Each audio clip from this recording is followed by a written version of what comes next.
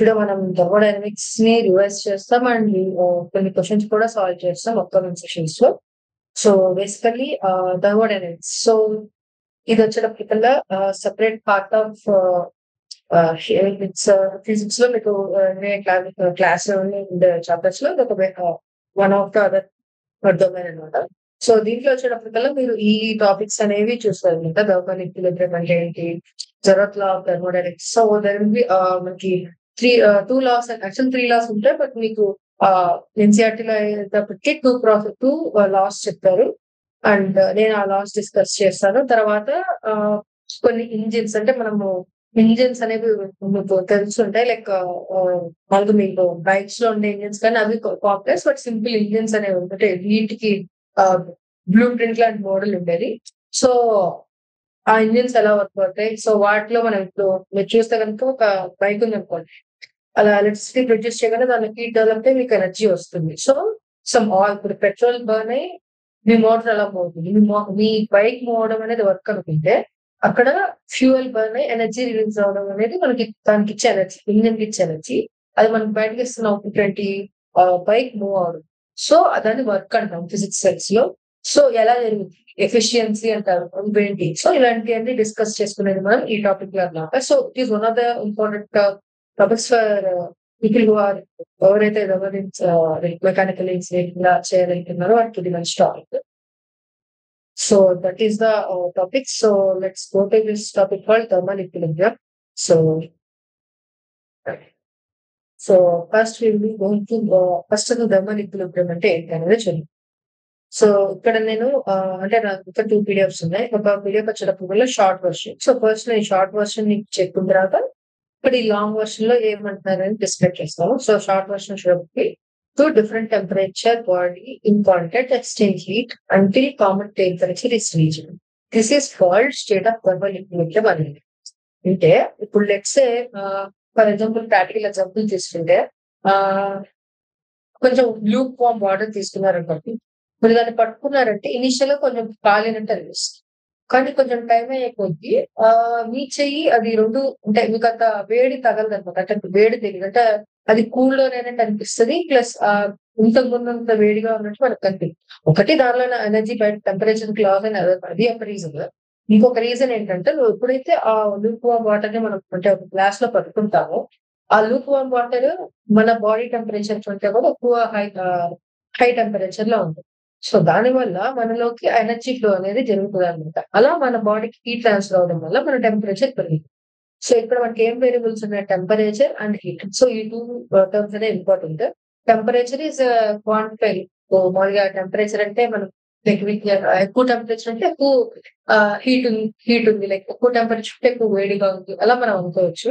So ఇప్పుడు కనుక తీసుకుంటే మీకు ఒక బాటిల్ ఉంది, అంటే గ్లాస్ నేను పట్టుకున్నా, లోపల లూక్ వామ్ వాటర్ ఉంది.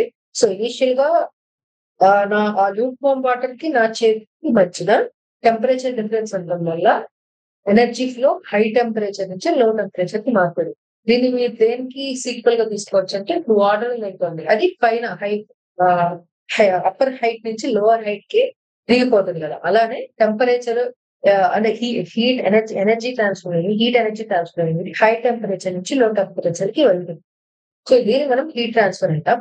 సో అలా ట్రాన్స్ఫర్ జరుగుతున్నప్పుడు ఇప్పుడు ఏమవుతుంది, దాంట్లో కొంచెం ఎనర్జీ నాలోకి వస్తుంది, నేను అబ్జర్వ్ చేసుకుంటా. సో అప్పుడు నా టెంపరేచర్ పెరుగుతుంది, దాని టెంపరేచర్ తగ్గుతా ఉంది. ఎప్పుడు దాకా ఇది జరుగుతుంది, రెండు ఈక్వల్ అయ్యేదాకా. సో రెండు ఎప్పుడైతే ఈక్వల్ అవుతుందో ఆ పాయింట్ మనం థర్మల్ ఈక్విలిబ్రియం అంటాం. So that is the first definition, like what do you mean by thermal equilibrium. So next వచ్చేటప్పటికల్లా జెరత్ లా ఆఫ్ థర్మోడైనమిక్స్. దీన్ని మనం జెరత్ అంటే జీరో లా ఆఫ్ థర్మోడైనమిక్స్. దాకా మనం 2 లాస్ అనుకున్నాం కదా, ఫస్ట్ లా ఉంటుంది, సెకండ్ లా ఉంటుంది. వీటన్నిటికంటే ముందు కూడా ఇంకొక లా ఉంటుంది అనమాట, దాన్ని మనం జెరత్ లా అంటాము.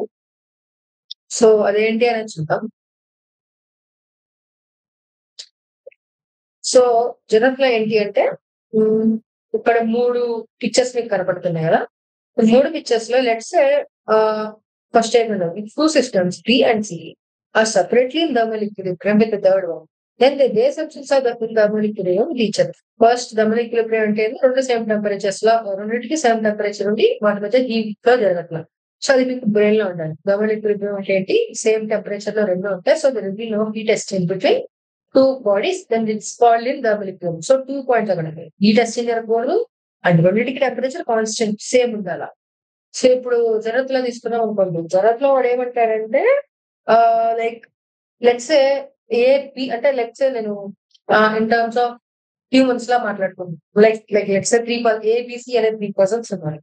ఏబి ఇద్దరికి fever let's 101 degrees something centigrade అంత ఫీవర్ ఉంటుంది ఏకి సేమ్. అలానే ఏకి సికి కూడా టెంపరేచర్ సేమ్, ఇద్దరు 101 లో ఉన్నారు.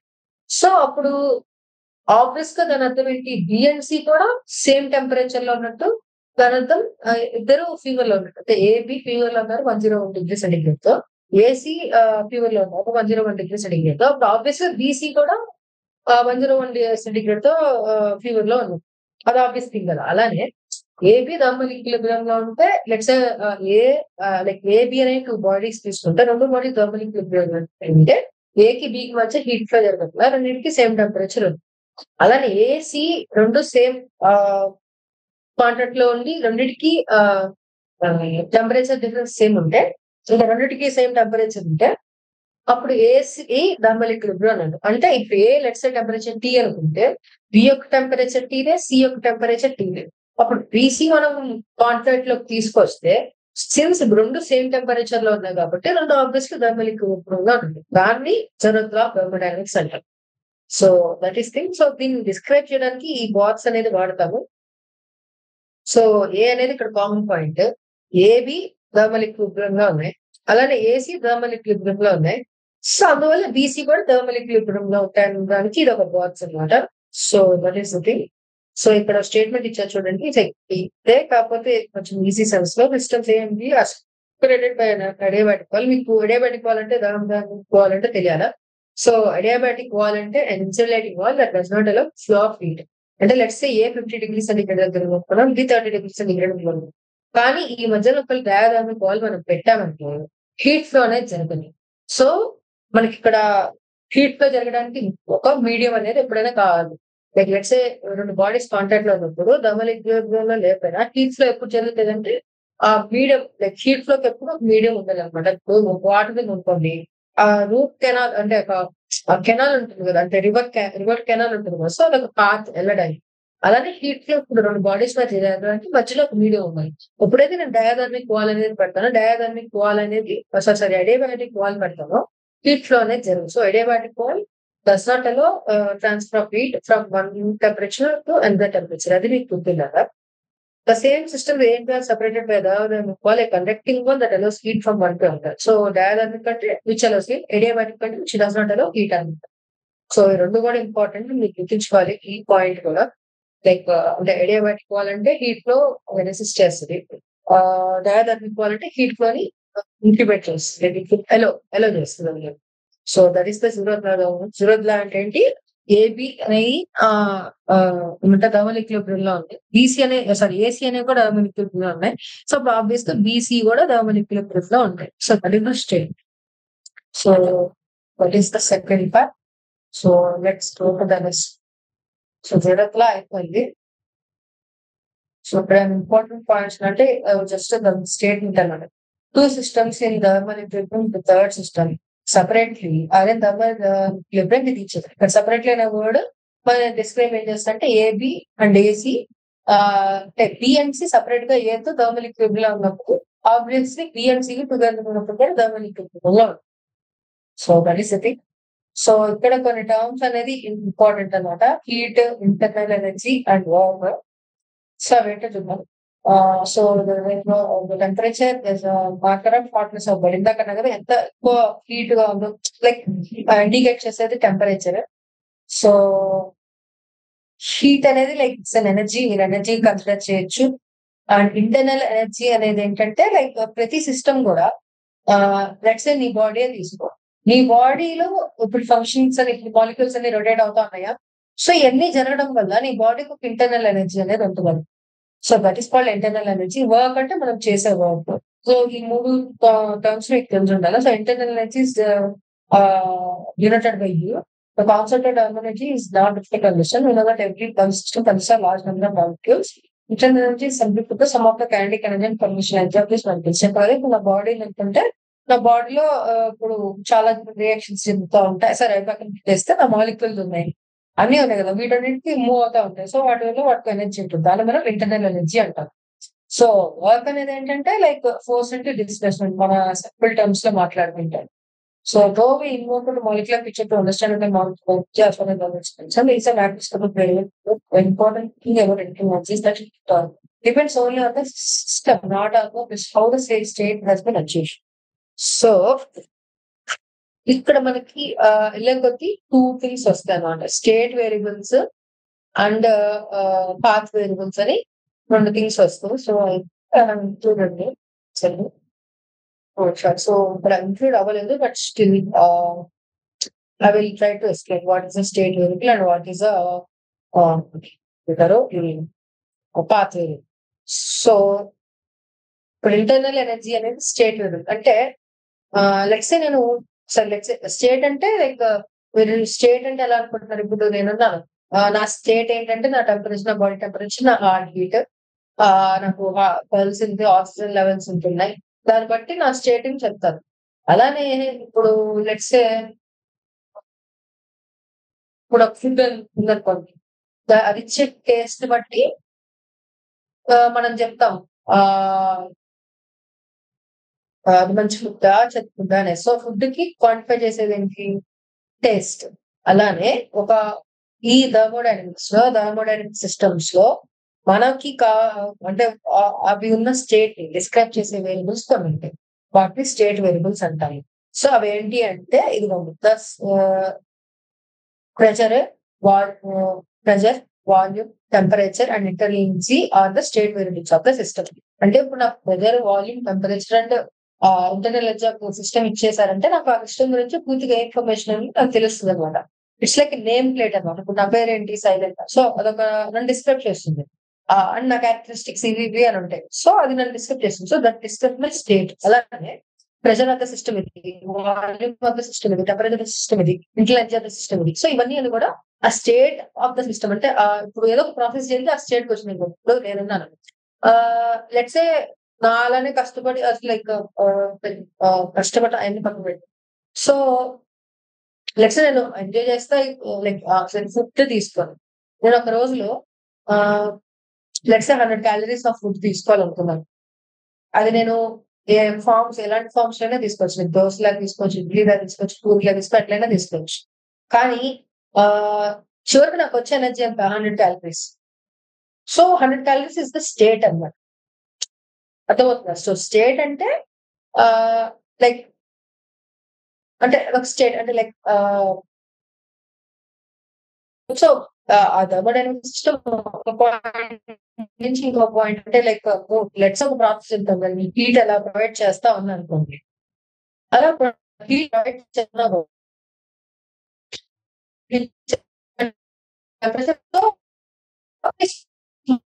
అనే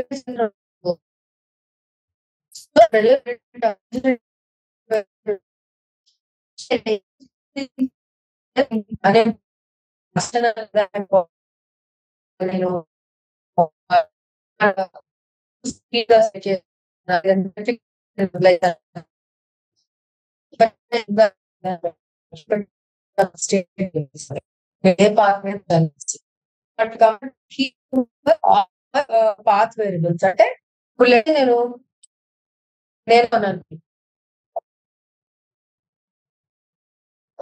లెట్స్ నేను ఒక బాక్స్ ని ఏ పాయింట్ నుంచి బి పాయింట్ తీసుకెళ్ళాలి.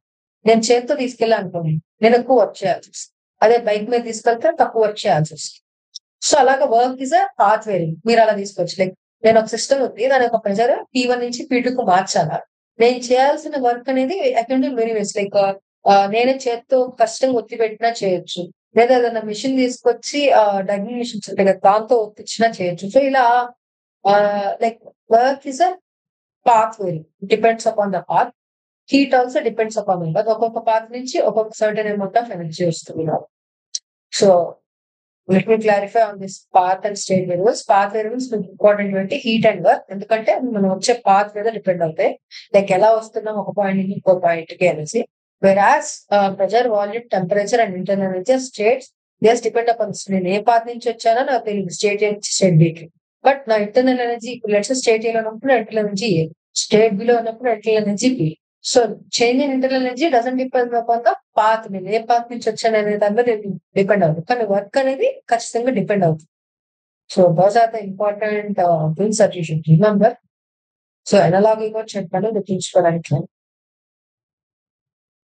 A gas in a given state has a certain amount of internal energy. Statement.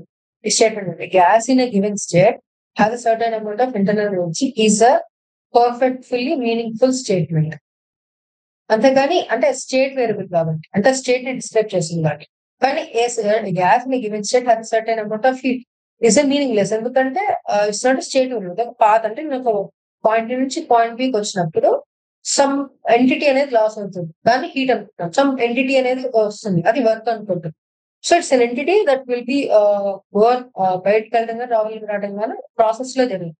అంతేగాని డజంట్ డిపెండ్ స్టేట్ లో అంటే ఒక స్టేట్ లో అంటే నేను let's A point B point B దగ్గర ఆగిపోయినప్పుడు నాకు హీట్ అంటే నేను చెప్పలేను.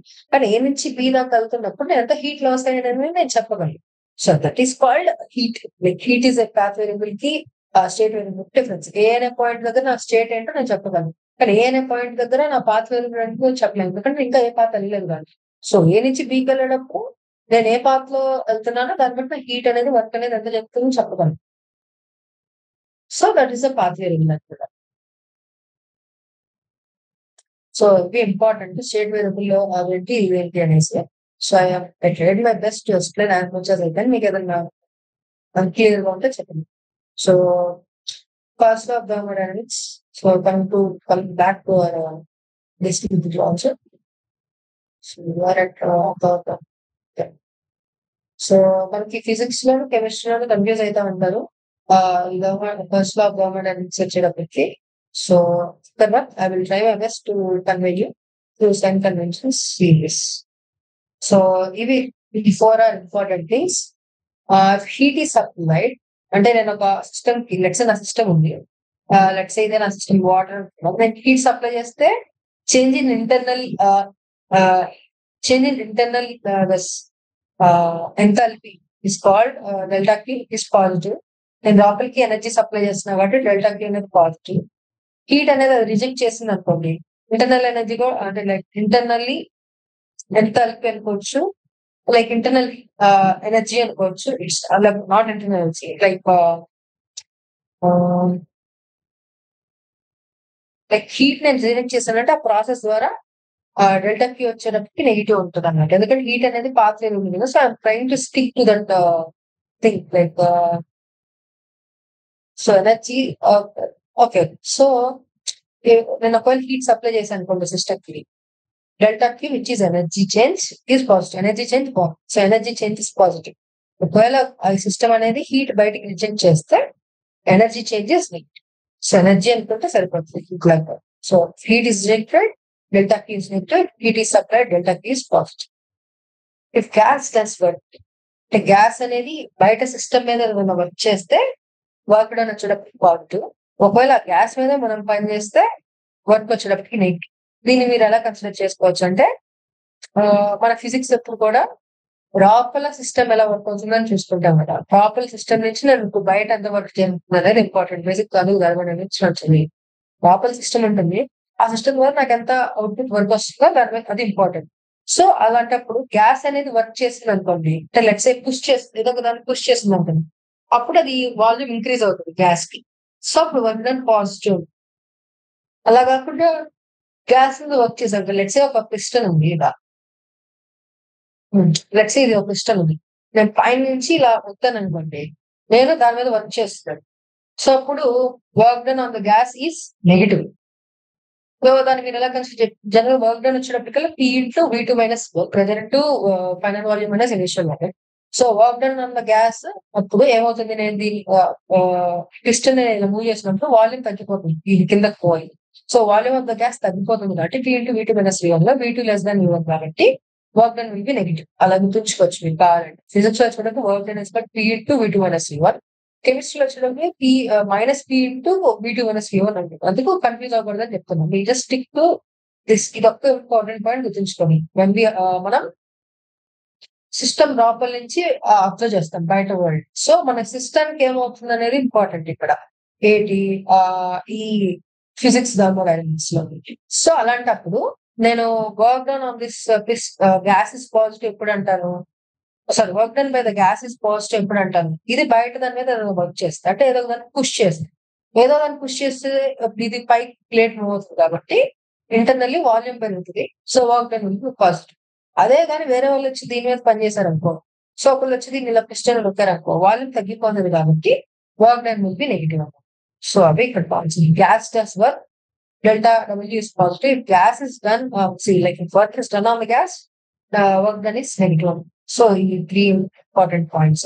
జనరల్ గా గుర్తుంచుకోవాల్సిన పాయింట్, టెంపరేచర్ ఇంక్రీజ్ అయితే ఇంటర్నల్ ఎనర్జీ ఇంక్రీజ్ అయింది, టెంపరేచర్ డిక్రీజ్ అయితే ఎంట్రీ ఎనర్జీ తగ్గిపోయింది. ఈ 3 cell conventions important, most important figures. So గుర్తుంచుకోండి. సో ఎనర్జీ సప్లైడ్ అనేది లైక్ నేను ఒక సిస్టమ్ కి ఎనర్జీ సప్లై చేస్తున్నాను బయట నుంచి, లైక్ గుర్తుంచుకో, వర్క్ చేయలేదు, లైక్ ఎనర్జీ సప్లై చేస్తుంది.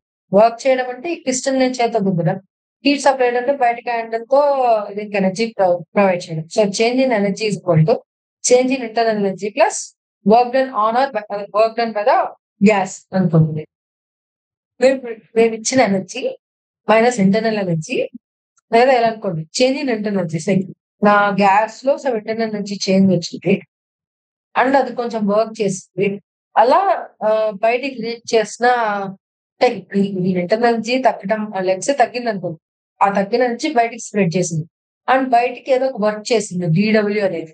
సో రెండు కలిపితే ఎంత చేంజ్ ఇన్ ఎనర్జీ వచ్చిందో మనకు వస్తుంది. అలా కూడా గుర్తించవచ్చు. Change in energy change in internal energy plus work done అనమాట. So work done is pressure into force into displacement. So అది వచ్చేటప్పటికల్లా పీ ఆఫ్ ద గ్యాస్ అంటే పైకి లెట్స్ డిఎక్స్ మూవ్మెంట్ చేసిన ఉన్నాయి. డీకి ఎలిమెంట్ ఎనర్జీ అనేది ఇచ్చా, ఇంటర్నల్ ఎనర్జీ డి మారింది, సమ్ వర్క్ కూడా ఇది చేసింది పైకి పోవాలా. So that is given by TW is equal to P into P వచ్చేటప్పటికి internal pressure. So internal energy is given by FR and P by 2. So DU is given by F అనేది మీకు ఇక్కడ తెలియాలి. సో ఆబ్వియస్ ఎనర్జీ అట్లా వచ్చారో చూడండి. So ఇక్కడ వచ్చినప్పటికల్లా నేను ఇన్సైడ్ ఫాలో అవుతుంది this is G type. So నేను సప్లై చేసిన హీట్ ఎనర్జీ ఆ సిస్టమ్ కి ఒకటి దాని ఇంటర్నల్ ఎనర్జీ మార్చుకోవడం యూజ్ అవుతుంది, రెండు అది వర్క్ చేయడానికి యూజ్ చేస్తుంది. ఎగ్జాంపుల్ ఎలా అంటే, నేను ఇప్పుడు ఏదైనా ఫుడ్ తీసుకున్నాను, అది డెల్టా క్యూ. తీసుకున్న ఎనర్జీలో అంటే తీసుకున్న ఫుడ్ తో నాకు ఎనర్జీ ప్రొవైడ్ అవుతుంది. దాని ద్వారా నా సెల్స్ అనేది రీజనరేట్ చేస్తుంది. అది కాల్డ్ ఇంటర్నల్ ఎనర్జీ. అండ్ నేను ఏదో ఒక వర్క్ చేస్తాను, లైక్ లిఫ్టింగ్ సమ్ కాంక్రీట్స్ ఏదో లిఫ్ట్ చేస్తుంది, అది work. So delta Q is equal to delta U plus delta W. So ఇక్కడ స్టేట్మెంట్ ఉంది, the heat supply completely is used entirely by the it is entirely used in doing work, then change in internal energy is zero. So అది important. So the system in the gas is a movable piston. The gas moving in the piston does work. Which force total change in its distribution work done is quantity into delta. So this the work done derive చేసాడు. Work done delta W is equal to P into delta V. So delta V is change in the volume of gas. So delta P is equal to change in the internal energy plus the energy given is equal to change in internal energy plus work done divided P into delta V. That is the point. I hope I tried to explain as much as I can. So specific heat capacity వచ్చేటప్పటికల్లా నేను బేసిక్గా ఇక్కడ ఏమనుకుంటున్నాం, మనం temperature increase అయితే internal energy increase అయింది, temperature తగ్గితే internal energy తగ్గింది కదా. So అంటే ఏంటి, నేను హీట్ ఎనర్జీ ప్రొవైడ్ చేస్తుంటే ఎనర్జీ అనేది మారుతుంది. So heat energy some energy provide చేస్తే ఇంటర్నల్ ఎనర్జీ మారుతుంది, ఇంటర్నల్ ఎనర్జీ మారడం వల్ల టెంపరేచర్ మారుతుంది అనుకున్నాం. Suppose in amount of heat delta Q is supplied to substance. So దానివల్ల నాకు టెంపరేచర్ చేంజ్ డెల్టా టీ వస్తే delta equal delta T is nothing but the heat capacity of the substance అన్నమాట. So first definition of some terms వస్తే molar heat capacity అని ఇలాంటివన్నీ. So So specific heat capacity is so heat capacity is given by S is equal to delta Q by delta T. Right? So heat capacity is equal to delta Q by delta T. We expect delta Q and thereby heat capacity equal to అంటే కదా ఇప్పుడు let's say 50 kgs person ఉన్నాడు, 60 kgs person ఉన్నాడు. 50 kgs person కి నేను what temperature some 100 like 10 ఒక 1 centigrade పెరగాలంటే some food వేస్తే 60 kgs పర్సన్ ఆబ్వియస్లీ ఇంకా ఎక్కువ ఫుడ్ కావాల్సి వస్తుంది కదా. సో ఇప్పుడు డెల్టా క్యూ తీసుకొని ఎస్ ఇంటూ డెల్టా టీ తీసుకున్నామంటే ఆబ్వియస్లీ ఇక్కడ మనకి డెల్టా క్యూ లైక్ ఎస్ అనేది మనకి మాస్ మీద డిపెండ్ అవుతుంది. ఇప్పుడు డెల్టా క్యూ తీసుకుంటే S into delta T, delta Q depends on mass అనమాట. ఎందుకంటే ఇలా నేను చెప్పే రీజన్. సో ఆబ్వియస్లీ అప్పుడు S also depends upon mass. So అలా కాకుండా నాకు హీట్ కెపాసిటీ అనేది should be irrespective of mass. Like 50 kgs 60 kgs నా సంబంధం లేదు. హ్యూమన్స్ అందరికి ఒక స్పెసిఫిక్ ఒక హీట్ కెపాసిటీ క్వాంటిటీ కావాలంటే that is called specific heat capacity given by delta Q by N into delta T. Or else heat capacity by mass gives specific heat capacity of the substance. Like అన్ని iron rods let's 5 iron rods ఉన్నాయి అనుకోండి, ఒక్కొక్కటి ఒక్కొక్క mass ఉంది. So ఒక్కొక్క దానికి ఆ temperature పెంచడానికి నేను ఒక్కొక్క హీట్ ప్రొవైడ్ చేయాల్సి వస్తుంది. నాకు అలా కాకుండా ఐరన్ అనే ఒక ఎలిమెంట్ అన్నిటికీ ఎంత మాస్ ఉందో సంబంధం వల్ల, కానీ నాకు దాని ప్రాపర్టీ తెలియాలంటే like which difference the property of iron. Like రెండు నాకు సబ్స్టెన్సెస్ ఇచ్చే ఐరన్ కాపర్ వేటిలో రేట్కి నేను హీట్ కెపాసిటీ అంటే ఏంటి, తక్కువ టెంపరేచర్ లైక్ ఇచ్చిన డెల్టా క్యూకి తక్కువ టెంపరేచర్ రైజ్ అవ్వాలి, అప్పుడు హై హీట్ కెపాసిటీ ఉంటే డెల్టాకి కాన్స్టెంట్ ఉంచాలి. నాకు ఒకవేళ హై హీట్ కెపాసిటీ ఉంటే ఏది ఇచ్చిన డెల్టా క్యూకి అప్పుడు లో చేంజింగ్ టెంపరేచర్ ఉంటుంది కదా. సో అలా జనరల్ గా సబ్స్టెన్స్ ని డిఫరెన్స్ అనేది కనుక్కుంటూ ఉంటుంది. సో నాకు ఐరన్ అనే మొత్తం జాతికి ఒక స్పెసిఫిక్ హీట్ అది ఒక కాన్స్టెంట్ కావాలనుకుంటే దాని స్పెసిఫిక్ హీట్ కెపాసిటీ అంటారు. Given by heat capacity by mass of the substance. So specific heat capacity is equal to delta Q by M into delta T. So that is the point. So ఇప్పుడు నాకు mole terms లో కావాలంటే delta specific heat mole capacity కాకుండా molar heat capacity అంటాం దీన్ని. Delta Q by mole న్యూతో చెప్పాను, నేను జనరల్గా ఎన్ వాడతాను. Delta Q by N into delta T. So ఇక్కడ నేను రాసినట్టుగా చదువుతాను. Molar heat capacity is defined as amount of heat required to raise the temperature of 1 mole of a substance by unit degree. So molar heat capacity is given by delta Q by molar number of moles into delta T. So this is the important point.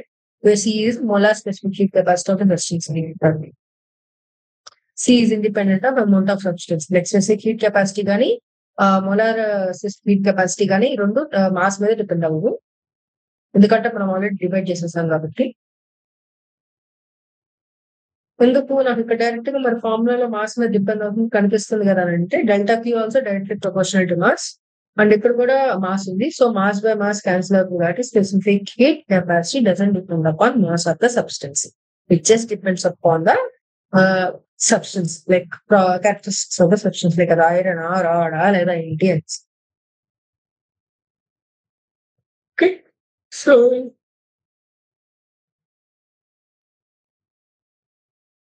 like specific heat capacity of the water అని some points use చేశారు.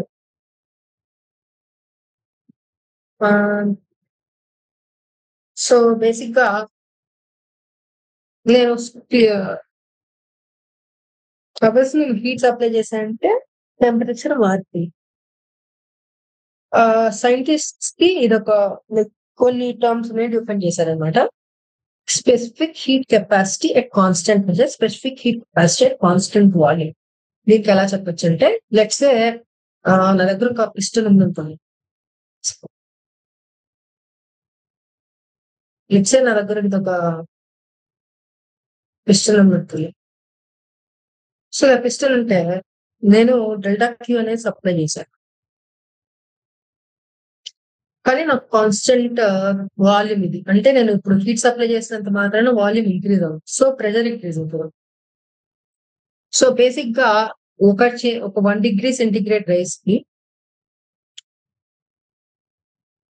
1 unit of substance కి constant volume అప్పుడు ఇది constant volume, like ఇది piston పైకి move అవ్వదు, ఇక్కడ piston పైకి మూవ్ వచ్చు, కానీ ఇంటర్నల్ ప్రెజర్ అనేది మారకూడదు. ఇది సెకండ్ కేసులో.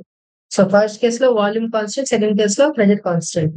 సో ఈ కేసులో వచ్చేటప్పటికల్లా నేను ఎంత హీట్ సప్లై చేస్తా అంటే డెల్టా క్యూ వచ్చేటప్పటికల్లా సివి ఇంటూ డెల్టా టీ అంటారు అనమాట. N into Cv into delta T. అదే ఈ కేసులో వచ్చేటప్పటికి N into Cp into delta T. So Cp సివిలు ఏంటి, like they are specific heat capacities or like molar specific heat capacities at constant pressure and at constant volume. Like ఇది నా system. Heat capacity అంటే ఏంటి, delta Q by delta tea. అంటే నేను ఎంతో energy provide చేస్తే ఎంతో రైజ్ అయిన టెంపరేచర్, నాకు ఆ సబ్స్టెన్స్ ఎంత మాస్ ఏం తెలియదు, just delta Q by delta tea use by heat capacity. Specific heat capacity అంటే ఏంటి, డివైడెడ్ బై మాస్. లైక్ ఆ సబ్స్టెన్స్ ఎంత మాస్ అయినా ఉండండి, దానికి ఒక స్పెషల్ ప్రాపర్టీ నాకు కావాలి కంపారిజన్. సో అందుకే నేను స్పెసిఫిక్ హీట్ కెపాసిటీ తీసుకొచ్చాను. దాని ఫార్ములా ఏంటి, delta Q by N into delta T. లేదు నాకు మోల్ టర్మ్స్ లో కావాలంటే delta Q by N into delta T. So ఈ రెండు formulas for specific heat capacity and molar specific heat capacity.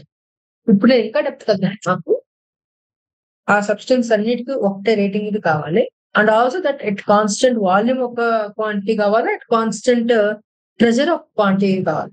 So constant volume అప్పుడు నాకు delta Q by delta T అదేమైతే వస్తుందో, కానీ స్పెసిఫిక్ అదే heat capacity at constant volume అంట. ఈ కూడా వచ్చేటప్పటికి హీట్ కెపాసిటీ అట్ కాన్స్టెంట్ ఏమంటారు అదే sorry delta Q by N into delta T. ఇక్కడ ఎన్ని మర్చిపోయాడు, ఇక్కడ రాసినట్టు dq by ndt, dq by ndt at constant volume, like molar specific heat at molar specific heat capacity at constant pressure is called Cp, and molar specific heat capacity at constant volume is called Cv. And ఈ relation మనకి first లాతో వస్తుంది, direction నుంచి ఇలా Cp minus Cv is equal to Rn. So అది important. So that is first law. Like first law అంటే dq is equal to du plus dw. Like నేను ఇచ్చిన ఎనర్జీ అనేది ఇంటర్నల్ ఎనర్జీ మార్చడానికి అండ్ వర్క్ చేయడానికి ఉపయోగపడుతుంది. So that is the first of thermodynamics, dq is equal to du plus dw. So sign conventions చెప్పాను. చెప్పిన తర్వాత మామూలుగా కొన్ని మన టర్మ్స్ వచ్చినాయి. హీట్ కెపాసిటీ అంటున్నావు delta Q by delta T. Specific heat capacity వచ్చినప్పుడు delta Q by M into delta T. And molar specific heat capacity వచ్చినప్పుడు delta Q by M into delta T. And molar specific heat capacity at constant pressure ఉంటుంది Cp, and at volume ఉంటుంది Cv, and Cp minus Cv is equal to R. So ఇప్పుడు నేను చెప్పినవన్నీ important terms అనమాట. మీకు ఈ terminology correct గా వస్తే జనరల్ గా ఏ క్వశ్చన్ అయినా కానీ చేసేస్తారనమాట. ఈ Cp మైనస్ Cv మనం మేస్ రిలేషన్ అని కూడా అంటాం జనరల్ గా. నెక్స్ట్ వచ్చేటప్పటికల్లా thermodynamics state variables and equation of state. So state variables దాకా నేను చెప్పా కదా, that describes the state of the system. Like ఆ సిస్టమ్ అసలు ఎలా ఉంది, ఎంత ప్రెషర్ ఉంది, ఎంత వాల్యూమ్ ఉంది, ఎంత టెంపరేచర్ ఉంది, దాని ఇంటర్నల్ ఎనర్జీ ఏంటి, that describes the state of the system. And state variables మధ్య ఒక రిలేషన్ అయితే ఉంది. ఆ రిలేషన్ ఇప్పుడు మనకు వస్తుంది అనమాట. PV is equal to NRT అనేసి. సో దట్ ఈస్ దాని డెరివేషన్ మీకు అవసరం లేదు, but that is one of the important formulas between all the state variables. P is equal to NRT. ఇక్కడ మ్యూ అన్నాడు, బట్ నేను నెంబర్ ఆఫ్ మోల్స్ కి general గా ఎన్ వాడతాను. So PV is equal to NRT అని. So coming back, ఈ state variables లో కూడా 2 టైప్స్ ఉంటాయి, intensive and extensive state variables అనేసి. So extensive variables indicate the size of the system, అంటే అవి సైజ్ ఆఫ్ ద సిస్టమ్ ని ఇండికేట్ చేస్తాయి అనమాట. ఎగ్జాంపుల్ లెట్స్ ఇప్పుడు ప్రెజర్ తీసుకున్నాం అనుకోండి, ఆ సిస్టమ్ ఇంత ప్రెజర్ అని నేను చెప్తే నువ్వు సైజ్ చెప్పలేవు. లైక్ ఒక గ్యాస్ ఉంది, ఒక సిలిండర్ లో నేను పిస్టన్ పెట్టాను. సో నాకు అది ఎంత సైజ్ ఉంది అనేది ప్రెజర్ చెప్పడం వల్ల నేను చెప్పలేను. So pressure is not a extensive state variable. Extensive state variable అంటే it tells about the size of the system అనమాట. ఇప్పుడు వాల్యూమ్ ఉంది, వాల్యూమ్ చెప్తే నాకు ఆబ్వియస్లీ సైజ్ ఆఫ్ సిస్టమ్ చెప్పినట్టు. సో అది ఒక ఎక్స్టెన్సివ్ స్టేట్ వేరియబుల్. ఇంటెన్సివ్ అంటే చెప్పలేంది, ఎక్స్టెన్సివ్ అంటే చెప్పగలిగే స్టేట్ వేరియబుల్. ఏంటిది, సైజ్ ఆఫ్ ద సిస్టమ్. నాకు టెంపరేచర్ చెప్తే ఆ సిస్టమ్ యొక్క నేను సైజ్ చెప్పలేను. So that is called extensive state variable. Like sorry intensive state variable. State variable చెప్పలేదు. సో కేటగిరీ దానిలో ఎగ్జాంపుల్ చెప్తే volume sorry temperature and pressure. Like pressure, temperature of the system ఒక system గురించి చెప్తే దాని యొక్క సైజ్ నేను చెప్పలేనన్నమాట. కానీ వాల్యూమ్ చెప్తే ఆబ్వియస్లీ నేను సైజ్ ఆఫ్ సిస్టమ్ చెప్పగలను. So volume is is an extensive state variable. వెరాస్ temperature and pressure వచ్చినప్పటికి ఇంటెన్సివ్ స్టేట్ వేరియబుల్స్ అంట. సో అది ఇంపార్టెంట్. ఎస్టెన్సివ్ ఇంటెన్సివ్ మర్చిపోతా అంటే కన్ఫ్యూజ్ అవుతా ఉంటారు. ఒకటి గుర్తుంచుకోండి, just extensive depends upon size అని గుర్తుంచుకుంటే చాలా, రెండు గుర్తుంచుకునేది. So decide which variable is extensible, think of the relevant system with the imagine that it is divided into equal parts. The children and check for each part are intensive. The variable that values gets half in each part is the same there. So మీకు ఏదైనా variable ఇచ్చి దానికి అది intensive extensive అని అడిగారంటే ఒక system ఉంచుకోండి, దాన్ని ఒక కత్తో కట్ చేయండి. ఇప్పుడు ఆ స్టేట్ వేరియబుల్ మారింది అనుకో, అది depends on size of the system కాబట్టి ఎక్స్టెన్సివ్, మారలేదంటే ఇంటెన్సివ్. లెట్స్ సే ఒక బ్లాక్ ఉంది, ఆ బ్లాక్ నేను సడన్గా కట్ చేశాను అనుకుంటున్నాను, వాల్యూమ్ తగ్గుతుంది కదా. So obviously the depending upon the size. So కాబట్టి అదొక ఎక్స్టెన్సివ్ స్టేట్ వేరియబుల్. ఇప్పుడు ప్రెజర్ వాల్యూమ్ తీసుకున్నాం, సారీ ప్రెజర్ టెంపరేచర్ తీసుకున్నాం, కట్ చేసినా అంత టెంపరేచర్ లో ఉంటుంది, అంత ప్రెజర్ లో ఉంటుంది. సో కాబట్టి అది state variable, sorry extensive state variable కాదు.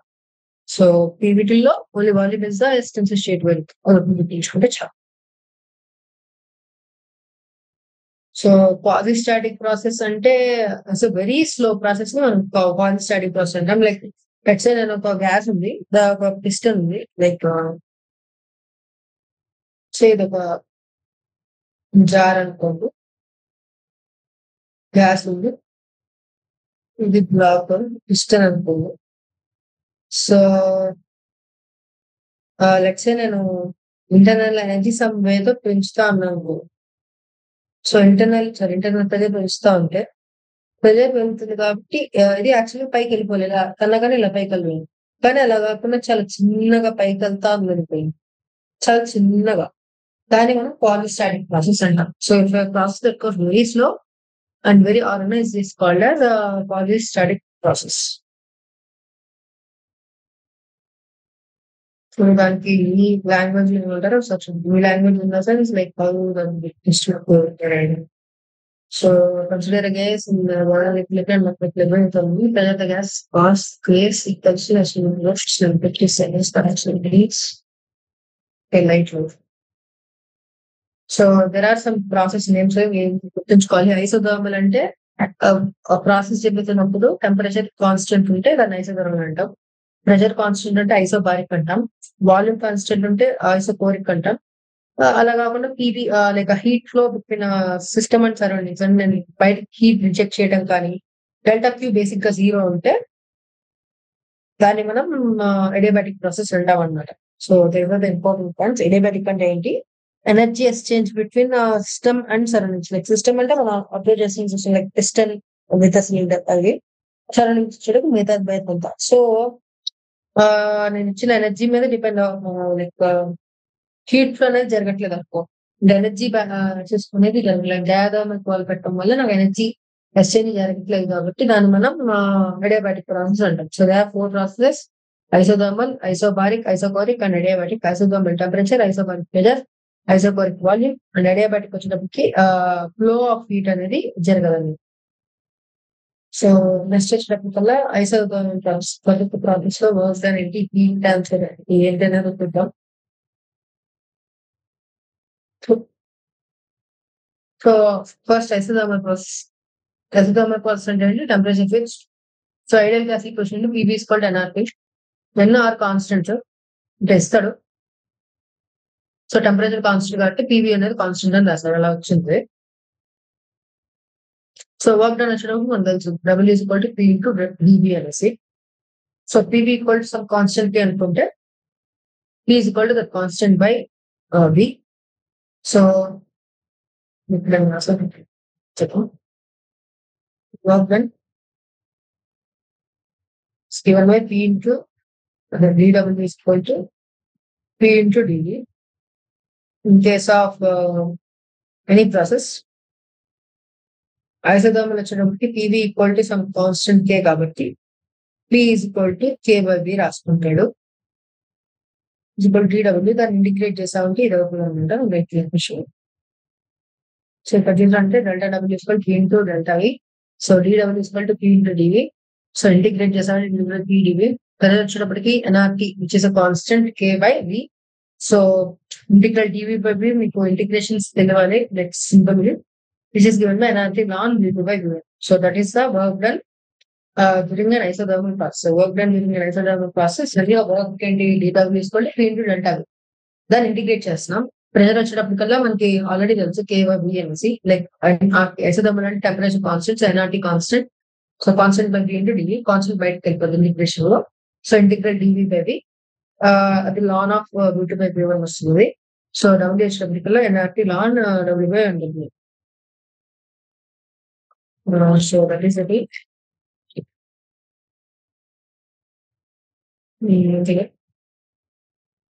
So I will teach just this and all three other processes in a video. So adiabatic process వచ్చేటప్పటికల్లా PV gamma is equal to constant. PV equal to constant అయితే అది thermal process, isothermal process ఉంటాం. PV for gamma, gamma అనేది యాక్చువల్గా అయితే CP by CP of the system. CP అంటే molar specific కింద మాట్లాడుతున్నాం అది. At constant value by at constant pressure by volume అంటే గామా వస్తుంది గ్యాస్ కి. ప్లస్ అడియాబాటిక్ ప్రాసెస్ అయితే మనం మాట్లాడుతున్నాం PV gamma equal to constant అని. లెట్స్ టూ స్టేట్స్ ఉన్నాయి, P1 P2. అక్కడ నుంచి ఇక్కడికి అడియాబాటిక్ ప్రాసెస్ వస్తే PV gamma కాన్స్టెంట్ కాబట్టి P1 gamma is equal to P2 gamma వస్తుంది. తర్వాత వర్క్ డన్ వచ్చేటప్పుడు ఇంటిగ్రల్ PdV ఇక్కడ కాన్స్టెంట్. ఇక్కడ ఎక్కడదాకా అన్ని ప్రాసెస్ తోటే ప్రెజర్ వచ్చేటప్పటికల్లా ఇందాక ఐసోథర్మల్ ప్రాసెస్ లో ఎన్ఆర్టీ బై బి అవడం వల్ల ఎన్ఆర్టీ లాన్ V2 బై 1 వస్తుంది.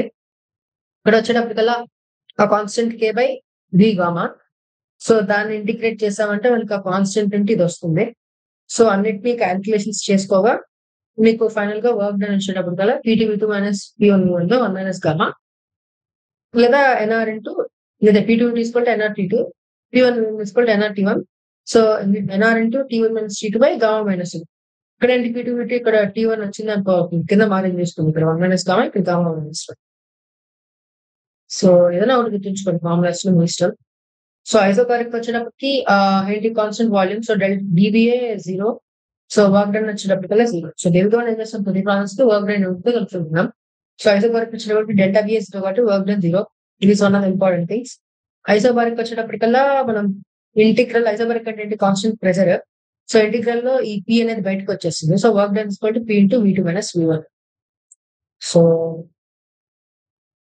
అండ్ ఇంకోటి గుర్తుంచుకోవాల్సిన సైక్లిక్ ప్రాసెస్ అంటే ఏ అనే స్టేట్కి వెళ్ళి